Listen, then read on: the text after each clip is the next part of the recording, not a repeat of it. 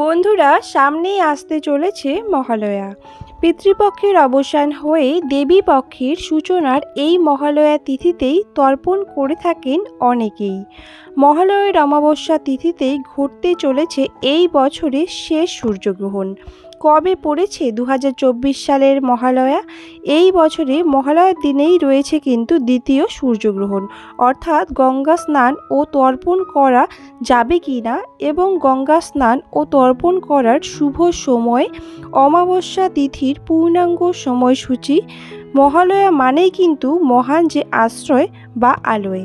এখানে মা দুর্গাই হচ্ছেন মহান আশ্রয় বা আলয়। বন্ধুরা, মহালয়ার দিনেই কিন্তু চক্ষুদান করা হয়ে থাকে দেবীর। আশ্বিনের কৃষ্ণপক্ষের শেষে দেবীপক্ষের শুরুতে যে অমাবস্যাটি পড়ে তাকেই মহালয়া নামে অভিহিত করা হয়। এবছর মহালয়া পড়েছে বাংলার 15ই আশ্বিন, ইংরেজির 2রা অক্টোবর বুধবার। মহালয়ার দিনেই রয়েছে বছরের শেষ সূর্যগ্রহণ, আর এটি হলো বলয়গ্রাস সূর্যগ্রহণ।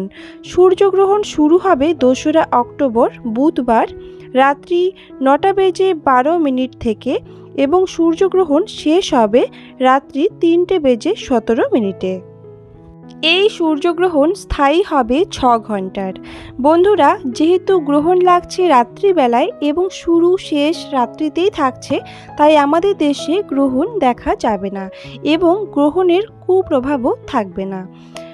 গঙ্গা স্নান ও তর্পণ সব কিছুই করা যাবে। অমাবস্যা তিথি শুরু হবে মহালয়ার আগের দিন, অর্থাৎ বাংলার 14ই আশ্বিন, ইংরেজির 1 অক্টোবর মঙ্গলবার রাত্রি 9:03 পর থেকে।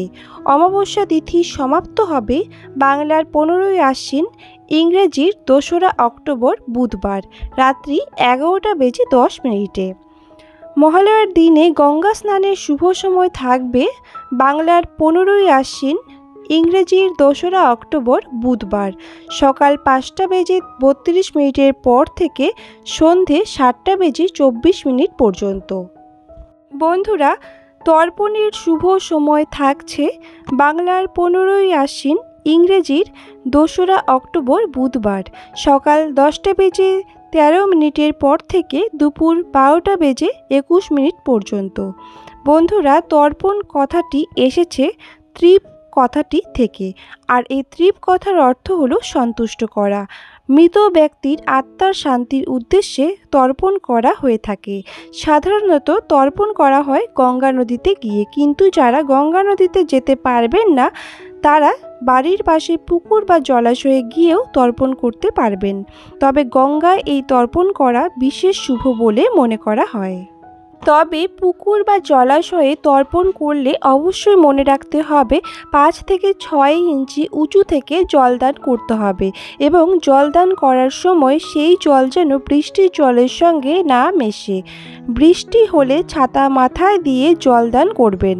বন্ধুরা, এই ছিল আজকের ভিডিওটি ভালো লাগলে অবশ্যই লাইক করবেন, কমেন্ট করবেন এবং পরবর্তী ভিডিওর আপডেট পাওয়ার জন্য অবশ্যই আমাদের চ্যানেলটিকে সাবস্ক্রাইব করে পাশে থাকবেন।